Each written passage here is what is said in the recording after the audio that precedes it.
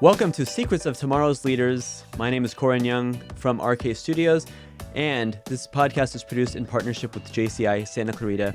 I'm excited to introduce our guest today. Robyn Shumer is a leadership development leader who seeks to amplify the skills and competencies, including the untapped genius in all. She's a storyteller and teaches the craft so that people are better able to share their personal and business stories in a successful and engaging way. She finds the bright spots in disorder and can make an audience laugh and cry. She's facilitating a training for JCI Santa Clarita about storytelling on June 24th at 5:30 p.m. Pacific. Please welcome Robyn Shumer. Robyn, thanks for joining us today. Hi, thanks for having me. Yeah, this is super cool. When I read your bio and I saw that you did a TED Talk, that's something that a lot of us kind of aspire to do. And I'm not even a public speaker, but every time I do, I'm thinking that would be so neat to be able to do that. And I wanted to ask you about your experience specifically with the TED Talk, if you want to talk about that. How does something like that even come about? Like, I know you have a background in public speaking or coaching. So let's hear a little bit about your background first.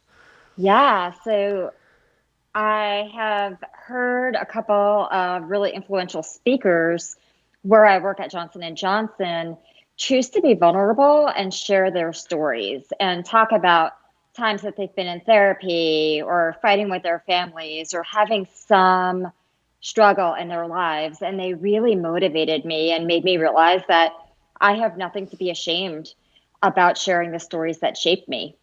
And after hearing all these speakers, I thought, I need to do this. I need to get up and stand on that red circle and give a talk. And I threw my hat in the ring, went through the interviewing process and was selected. And it's literally changed my life. So I highly recommend it. I didn't even know that they had an interview process. How does that even work? Do they reach out to people that they want to give talks, or do you reach out to them and apply for it? You have to tell them what you want to talk about or where, who sets the whole thing up? So each TED or TEDx event has a theme, and then it's a blended approach where you can nominate yourself or somebody else can nominate you. And you fill out, an online application talking about, what your talk would look like. And at least in my case, there was a really thorough interview with somebody from the speaking committee. And then they go and they advocate for you or don't advocate for you. And then you put it together and make it happen. Oh, okay. So is this, did you have to send in a video of you doing that exact presentation in advance, or do you get to create it like with their help? That's a really good question. So a lot of people go into this knowing exactly what they want to talk about. And what I would recommend is being open-minded, because you'll get a coach and you want to be really open-minded and like agile and adaptable and listen to their input and listen to the feedback of others. So for the TEDx that I did, I knew what I wanted to talk about, but I was still really open. Another time that I made the final, I was the first alternate for this one event. I was really disappointed. For that, I had to send in a video, just like a 2-minute video talking about what I wanted to change people's minds about. So I think that's the way most TED and TEDx applications go. You send in a video, 2 minutes in length. I see. Were you a public speaker before that? No, in fact, Oh, okay. I facilitate, like that's my job. I facilitate a lot of workshops. But believe it or not, as a kid, I would like curl up in a ball like this and hide when I had to talk in front of the class. I was so scared. Yeah. Okay. So you did this talk in front of how many people? 1,800 people. That's huge. It was a big event. Okay. Yeah, it was really, it was great. And what's happened to you since you gave this TED Talk? Has that changed your career path in any way? Yeah, so my talk was called What's Your Story? And in it, I share a couple of personal stories that shaped who I am today. And my call to action or my ask of the audience is to get comfortable being more open with people, especially in the workplace. We spend more time with people at work than we do with our friends and families. What would it be like if we knew what everybody's like baggage was? Maybe we could be a little bit more sensitive and knowing. And my call to action for myself was that I would create a storytelling initiative called What's Your Story, where I train people to tell personal or business stories that lead people to action. And then I also host live events where we have, maybe 5 speakers per event. They tell a story, and all of the events raise money for a nonprofit.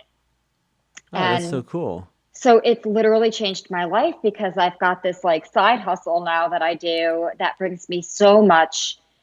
I just have so much passion about it. And, developing and delivering a TED Talk has been more impactful in my ongoing well-being and health than anything else I've ever done. So I have such a passion for giving that gift of the skill to others.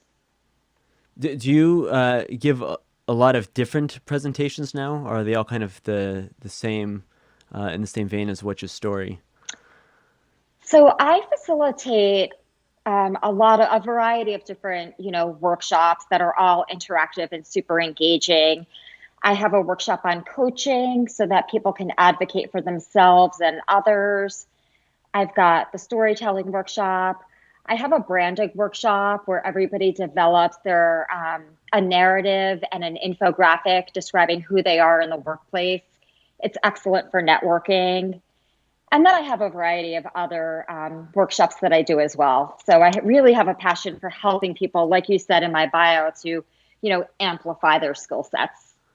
Yeah, it's fascinating that you're encouraging people to open up and share their story with their coworkers. Because in my experience, we go there to do our job and go home, and you actually don't want your coworkers to know too much about you. Like you don't friend them on Facebook. You don't want them to see that on your sick day you're out at the beach or at a concert. And when you come back in on Monday and you're like, "Hey, what'd you do this weekend?" My first thought is like, "Mind your business. What are you doing here?"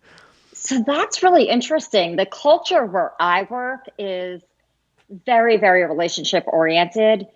And in fact, we have an employee resource group called the Mental Health Diplomats. And it's the fastest growing employee resource group out of all of our employee resource groups. We're in, I think, every country around the world. And it's really to create those connections. And I like to say to make mental health cool. And we've got so many internal platforms for connecting people. So that's like the norm where I work. Wow, it's cool that you get to be friends with your coworkers, like you said. You Yeah. spend more time with them often than your friends and family. Yeah. In addition to speaking and coaching people about storytelling, you've got this business that you kind of coach people. Do you do like one-on-one coaching? Do you do groups? How big of a group do you talk to? Yeah, so I do organizational coaching. I can run workshops with 800 people, 50 people, 5 people, whatever works for whoever I'm partnering with. One example is once a month, I provide the storytelling workshop for a foundation. It's a wonderful foundation called DMAX. So D like dog, Max.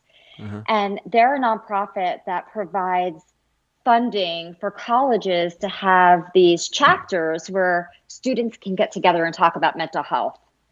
And, they brought me in once a month. I facilitate a workshop for them to teach these college students how to tell their stories. And, that monthly event has maybe like 6 people. But last week I did this for, I think there were 57 people. So it's really scalable and flexible. And I also work individually with people. Okay, and you mentioned that you had a big talk coming up with like hundreds of people. Yeah, there's a diversity conference coming up in 2 days, and I am facilitating my storytelling workshop virtually for that event too. Yeah, that was my next question. Before COVID, would you actually Uh-huh. travel around to different places? I did, and I'm a real like one woman show kind of person, and I love engaging with the audience and with, the participants. So working virtually has been a little bit challenging, but I've got some tricks up my sleeves to make it, fun and engaging. Okay, and how do you do it? Do you work with like Zoom or on like I Facebook or YouTube do. Live? I use Zoom, and then I also use Poll Everywhere for, interactive live real-time polling, Poll everywhere. which Okay, I haven't heard of that one. I know you could do polls within Zoom, but it's kind of tricky. it is tricky, and I'm old and I need easy. And Poll Everywhere is free. I don't get paid by them, and it's awesome. It's really user friendly. Yeah. Well, speaking of you not getting paid, I know you mentioned that this is a side hustle, your coaching business, and you have your full-time job, and then you do talks for organizations. Do you do a lot of like pro bono presentations? I do, and even when I do collect revenue for my work, I donate 85% of it to a nonprofit of that organization or partner's choice. I Wow. really, I That's really that's just, quite a side hustle then if the idea is not even to you're it's hustling not. for everyone else. You know what? Again, I feel so strongly about the impact of finding your voice and being able to comfortably and in a very engaging way connect with people that I really almost do it for free. I just cover my expenses. Yeah, and you said that this was all kind of you've been doing this just for a couple years, right? Yesterday was the 2-year anniversary of giving my TED Talk. So this whole thing is like 18 months old. Yeah, that's nuts to be able to kind of change your career path and your kind of your like your life's mission almost so quickly. Yeah. I'm also somebody that's biased towards action. I don't like idle time, so I always need to be doing something. And this is something that benefits, a lot of people. So I love doing it. Yeah, I feel like in general, pre-COVID, there's been like you'll see invitations to attend a whole bunch of things, and you have to think to yourself, do I want to have to drive across town to this event, and what am I Yeah. doing here? And it's going to take me time to get whatever. But now with everything happening virtually, there's so many invitations that you end up like, okay, I've got a Zoom thing at noon, another thing at 4, another thing at 7, and you end up like Yeah. just being so busy when Yeah. it's so easy to just not do stuff. Yeah. There's a little bit of Zoom fatigue going on, I would say. For sure, yeah. Yeah, Yeah. it felt like this was kind of like the new normal, but definitely things are starting to taper off a bit. I think that people are getting a little. It's a bit much. It's a bit much. Yeah. I don't think like I can't imagine that having live storytelling events anytime soon. Um, but we do it through Zoom, and it's not as engaging, but it works. Yeah, well, that's the good thing about storytelling, though, is that there's lots of ways to do it. You could do it through your blog posts. You can do it through videos, through podcasts, through just sharing social media posts. Right, I think right. the important thing is what you share. I've noticed that people use social media for so many different things. Some people, myself included, only share things when it's like, "Hey, I'm doing this cool thing. You want to see I'm this cool so thing I'm doing?" awesome. Yeah. And then there's some people that only share when it's like, "Man, I'm having a really bad day. I can use someone to talk to." And a lot of us look at that and say, like, "What are you doing? You don't share that kind of stuff." But that's their way of reaching out. Or people that want to share Yeah. inspirational messages or something like that. So I think everyone's kind of got the stuff that they like to post, and then the stuff that they like to read, and it's just there's so much stuff Mhm. out there. Yeah, there's a lot of, I call it inspiration porn. There's a lot of it on the Instagram and on social. I mostly use it just to advertise events. Yeah, yeah, So, it's important to do that, but I think the context of who you are helps get people a little bit more interested in your ads. That's what I found. hmm, yeah.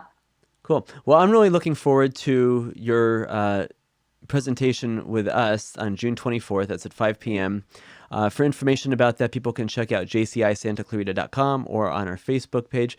But can you give me kind of an idea of what to look forward to in this workshop? Yeah, great question. So it will be an interactive workshop. So people should come and they should be prepared to have fun. They should be prepared to roll up their sleeves and work. And I will actually give you a recipe for how to tell your story, how to construct it, all the different things to think about, identifying your audience, making sure that there's an equal blend of analytical and emotional data. Um, we'll talk about slides and images, and everybody will have a chance to respond and work through together a question that we will drill down so that we can really identify what it is that you want to talk about and why. And I think the three biggest takeaways will be: you need to have a very compelling opening in your story. You need to have a clear call to action at the end. And you really have to understand your why you want to tell this story. And we'll really cover all of that at our event. Cool. Who is this event targeted towards? Like, who do you think would benefit the most from having this information?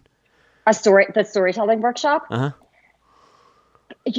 Honestly, anybody. I've done it in high schools. I've done it in college. I do it at organizations. I've done it at museums. So anybody that wants to connect with somebody to help them understand a certain belief that they have, a concern that they have, it's perfect for anybody. Okay. Cool. That sounds good. I think that I'll definitely get something out of it. And so I appreciate you coming out and doing this for us. Robyn Shumer, Yeah. how do we find more information about you and your business? Just robynshumer.com. It's ROBYNSHUMER.com. There's no C. I can't tell you how many times I've checked into a hotel and they're like, we don't have a room for you. And then they check it again with a C and there it is. So Oh, it's just Robyn with a Y, Shumer, no C. do you also own RobynSchumerWithAC.com, just in case to redirect it? That's a great point. See, this is why I need to hire you. Yeah, or Robyn with an I, you should buy them both just to redirect. I should. Yeah, well, you can come to my workshop a couple weeks I after. know. Awesome, I will. Cool. Well, thanks for joining us joining us on this podcast. This has been fun talking to you, and looking forward to reconnecting in a couple weeks at your workshop. Awesome. Be well. Thank you. Thanks.